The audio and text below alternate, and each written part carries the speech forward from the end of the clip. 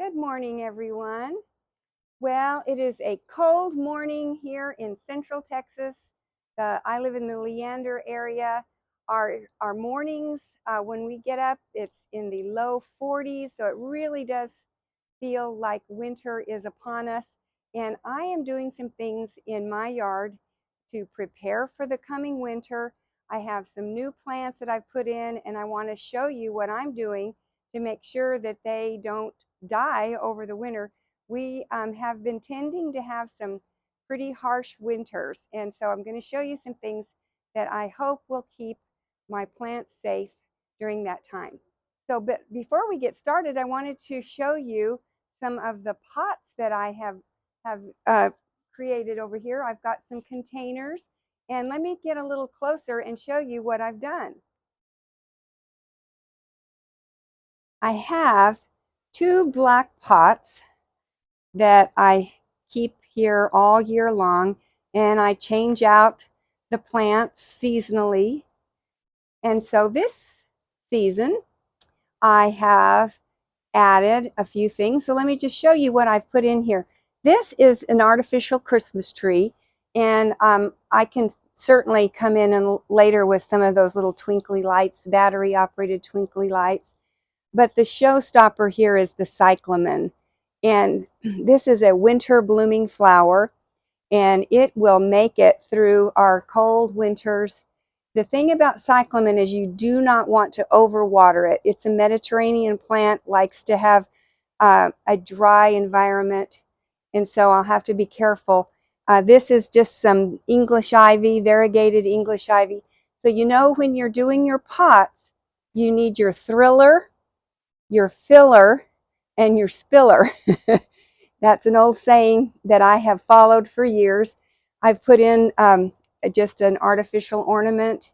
And this here in the center is some salvia that is red. So I thought, you know, I can keep that in there. As soon as it starts to die, I might pop in another cyclamen, because this is probably not going to be that hardy when we get down to the really cold temperatures.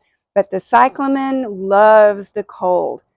Now, when we have an ice storm, I don't think it'll make it, but it will look great for quite a long time. And I have its matching sister right over here, and they just look so pretty, just flanking my entry to my porch. I still have here is a begonia. This is a wax leaf begonia, and it is still going strong. So I thought I'd also show you some things I'm growing on the inside that are something I do every year around the holidays, and that is amaryllis. So this is a real fun plant. I just buy them every year. I haven't had much success in getting my amaryllis to rebloom, but look at this pretty thing. It's just about to pop open. There are 4 blooms in this one section here, and then there's another one. I'm going to get a second one. So I'm hoping this will take us all the way through the new year. And you just keep the soil somewhat moist, and they do all the work themselves. You don't have to fertilize or anything.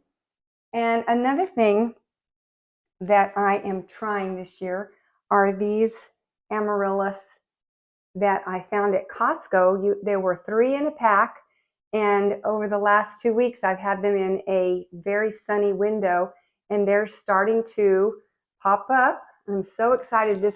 There's a bloom here, and I think this one is a bloom here. And so there's 3.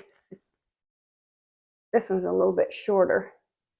And the bulb is completely encased in wax. And so the thinking is there is no work to be done at all. You don't water them. You just put them in a sunny window and leave them alone. And that's exactly what's happening. And then I watched a couple of videos to see what you're supposed to do after they've bloomed. And they say to go ahead and crack off the wax, and then there should be maybe some roots down inside here. And you're just going to put it in potting soil in a pot, and you'll get the strappy leaves which are a nice thing to have in a garden. Which is I have them outside all over the place. No blooms. I know that some of you, if you are one that does like to put your amaryllis in a darkened place for a couple of weeks, it says it has to be completely dark. You can't have any flash of light. Some people say put them in a box, put them in a closet, and make sure no one opens that closet for 2 weeks, and then you can get that blooming cycle started again. I would love to hear from anybody, any of you that have tried it, and let me know. Because one of these years I am going to try it. One other thing I am growing inside is my Christmas cactus. This is another one of those things that I would have had a lot more blooms had I, put this in a dark closet, but it's just been outside. This lives outside all year long, and at Christmas time I bring it in. But I do have one red bloom. This has 2 plants in it, and so there's a red and there's a white.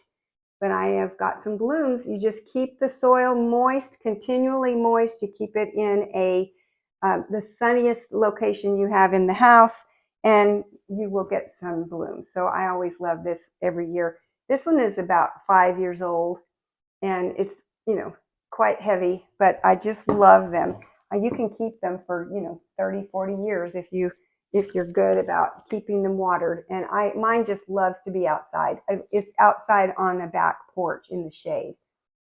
So if you like this kind of content, I would love it if you would like and subscribe to my channel, and also share these videos with your friends, and let's spread Christmas cheer all around.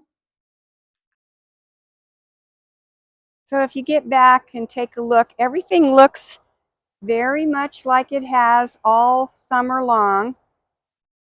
The lantana here has stopped blooming, and this beautiful Mystic Spires salvia is still blooming its head off, but there's no bees. The bees don't like these cold mornings. And these are daisies here, and they are kind of stopped blooming. This is a wonderful ajuga ground cover, which in the spring, this ground cover, along with all of the other different ground covers I have, are covered with purple flowers. So it's just a real pretty show of purple here. And the abelias are just happy as can be. They love this. The only thing that will be left when we get hit with a hard freeze are the abelias, these yellow ones and these green ones. They are my constant evergreen color. All of the other things here will all brown, and we clip them down through the winter.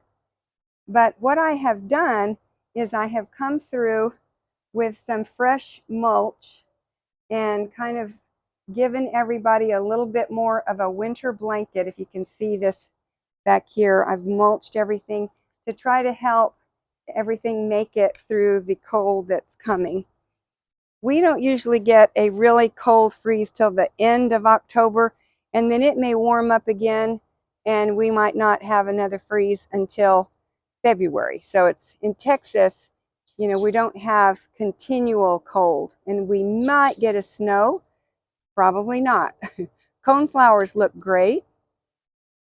They're very much thinned out, but they're still looking good. All right, let's go over here. My grass is still somewhat green. It is the zoysia grass. It is browning up just a little bit, but it still looks fabulous. And I've got I have 4 new abelias here. So there's one, and there's one, and there's 2 on the other side. So I have put a nice layer of mulch down around their roots to try to, hopefully they will make it through. They should, because they have been in the ground for over 6 months, so they should be fine. This lantana is just very happy and blooming.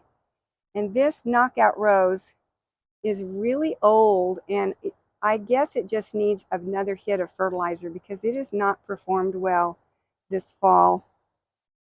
And here are the other two abelias. These are quite young, here and here. So they are definitely going to put on a lot of growth in the next year. So the first year they sleep, the second year they creep, and the third year they leap. So they're still in that first year of sleep, getting their roots established. And then this guy, oh my goodness, this is Gomphrena, and it is just the highlight of the garden. This is the fireworks variety. Let me get up close so you can see. Isn't that gorgeous? And it's just doesn't even know that it's wintertime. So I've shown you this section of the yard before. This is an area right by the street, and there is no drip irrigation here. I hand water. Anything I put here has to be very drought tolerant unless it's a special plant, which that is what my bougainvillea is. So the bougainvillea is starting to fade a bit. It does not like these cold mornings. So the leaves are yellowing, and it won't be long, and I will be giving it a good trim, and I'm going to put it in the garage because it is in a pot, and there's 3 of them here. But this purple trailing lantana is doing great. My agaves look good. Another purple trailing lantana. And these will brown out with our first big freeze. And we trim this down, 3 or 4 inches, and they come back every year. So it won't be long, and this rocky section will not have all these beautiful plants. Now, the Texas sage, it is evergreen, or I should say evergray, and it will look like this all winter long. There's another bougainvillea starting to turn yellow, but they have been so gorgeous all summer. Some more lantanas, and my last bougainvillea. Okay, so let's take a quick look in the backyard. Walking up to the back gate, the entrance to the backyard, I wanted to show you I have 3 cherry laurels that are about 5 feet tall now, and they are doing fantastic. I'm so thrilled. And my hope is they will get big enough to screen my backyard from the street. So that is exactly what they are doing. I do water them regularly because they are young, but they're doing really well. And then here on the left side is some of the wonderful jasmine, star jasmine. This is a difficult plant these days. It has not been making it through our winters. And it finally looks fairly good. It's covered this fence, but I would not recommend planting Carolina jasmine or star jasmine anymore. They die back and they take forever to come back up. So, but it's still hanging in. So here we are in the backyard, and it's just so pretty in the early morning. I've got 3 trails. We can go to the left, we can go down the center, or we can go to the right. So I think we'll start on the right, and I'm going to take you down my newest garden. And this one I have really done a good job of mulching because I want my new plants to make it. And they were planted fairly late, and so this is experimental as to whether they can survive our winter. So this is a fall aster. It's going to, grow nice and big and cover this whole section and be covered with purple flowers. Right now I have zinnias growing here, and they're doing great. They'll make it till the first freeze. So we've got an aster, and I have a Mexican honeysuckle, which will get about 2 to 3 feet tall and fill up this whole space. Some more very pretty zinnias. We love walking down here.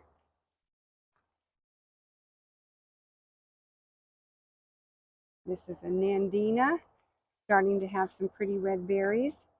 I love how usually this turns more of a rusty color in the fall.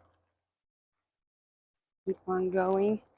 There's another fall aster. It's going to be a nice bushy plant with purple flowers. They just look horrible right now because they're babies. Here's a rock rose, newly planted among the zinnias. Here's another Mexican honeysuckle. I'm trying to do some repeating here. And here is another fall aster. This actually has some purple flowers left on it. And here is another rock rose. So the pink flowers are all gone. And right behind that is a Turk's cap. So let me turn and show you back. I have one last bag of mulch to spread right in this back area here. And I will spread that mulch all around these newly planted perennials. These perennials will die back and come back every year. But if you can see from about this point on, I have spread the mulch and given them their winter blanket. I've also purchased a frost protection blanket, and this will help these young plants make it if we have an extreme frost. So we'll be putting this on when the weatherman tells us freeze is coming. And this is only for my newest plants that have not had a chance to get their roots established. So coming around the middle trail, I have a nice bed of bulbs. So in here I have iris and daylilies, and I have some old amaryllis.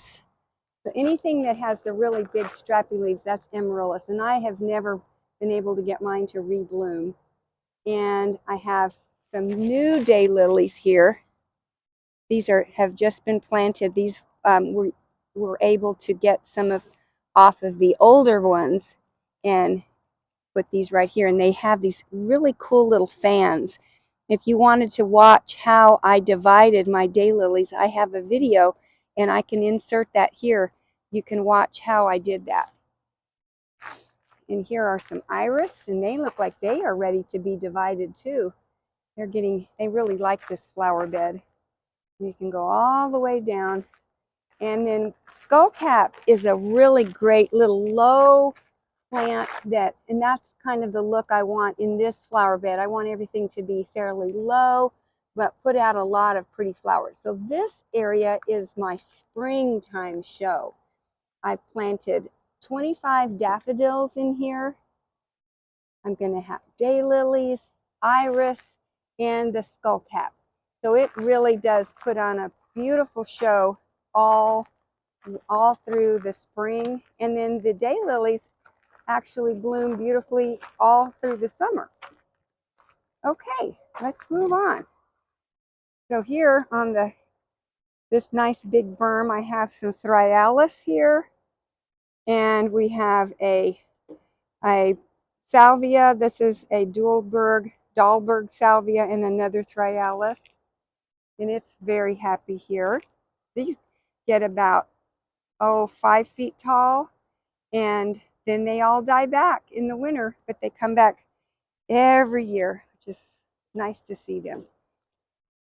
And then back here, I have planted a new lantana. I needed something to fill this whole section here, and I do need to mulch around this lantana because I just planted it.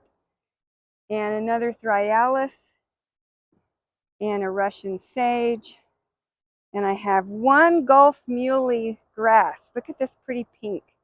Isn't that gorgeous? I'm going to have to add some more Gulf muley to my yard. I just love that. and some bamboo muley too. And then this is the entrance to our fire pit. And I have put a lot of the Berkeley sedge here. And they're starting to finally get over their replanting. They were not real happy for most of the summer, but they're starting to look better. And I have some of this Asiatic jasmine here that my hope is the Asiatic jasmine will just completely take over and be a good ground cover around this Berkeley sedge. And the same thing is repeated on the other side. But they struggled because I kept putting in new drip irrigation and messing around with the roots. So now the Asiatic jasmine has to start over. But there's our fire pit. And I will be taking in these pittosporum. This pittosporum and the one back here will spend their winter in the garage because they can't handle our horrible freezes. And then back here, the pollinating garden, we still have butterflies. So as soon as the sun comes up, this will be covered with butterflies, which I don't understand why those butterflies are still here. But they are. And aren't these zinnias pretty? These are wild zinnias. This is what happens when, I planted seeds and they came up the nice tall 2 to 3 feet. And then the second year they came back real short. And so this is the wild version of zinnias. There's a couple of Gara back here. This one has just a couple of flowers left, but they have this little teeny tiny white flower that kind of looks like a little butterfly, but usually they're completely covered with the white flowers. And back here, my beautiful Pride of Barbados is starting to go to seed. It also dies back. So it is, my pollinator garden is starting to go dormant, but it still has the purple Greg's Mist flowers for the butterflies. And they love this stuff. If you want to attract butterflies, get this Greg's Mist. It is the best. I can get a little closer. It's fluffy. Isn't that cool? So that is the butterflies' main thrill when they come back here. Okay, let's move on. This is the wild area, and I am going to plant poppies back here. And so I want to show you a video of that. As soon as it gets a little colder, we still have days in the 70s, and poppies don't really like that. But I'm gonna scatter poppy seeds all in here, and we're just gonna see what happens. Okay, let's get back on the trail.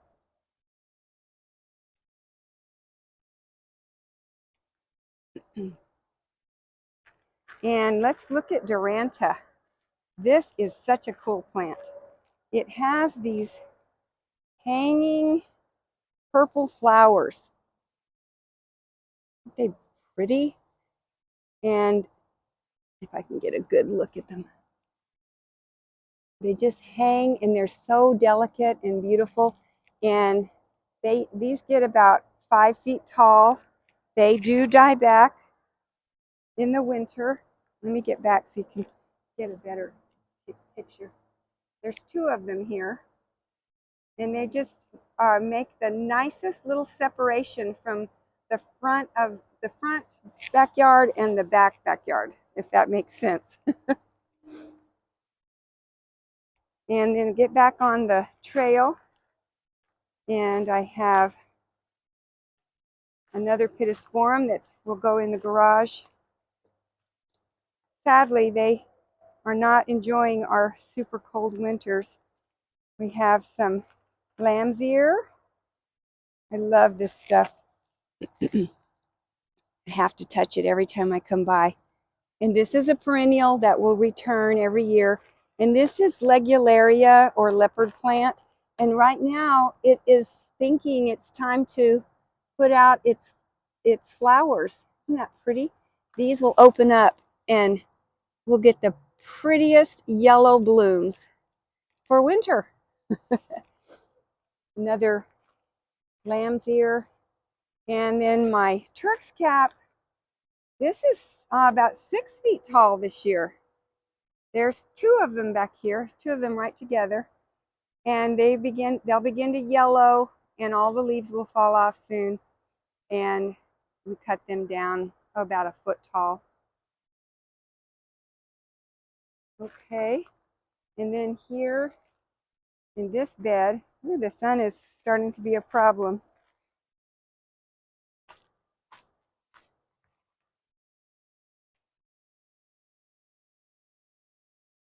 It's a little bed. And then this is a wild area. We have a bird feeder right here. The birds just love this area. And I have dogs. See, there's the dogs.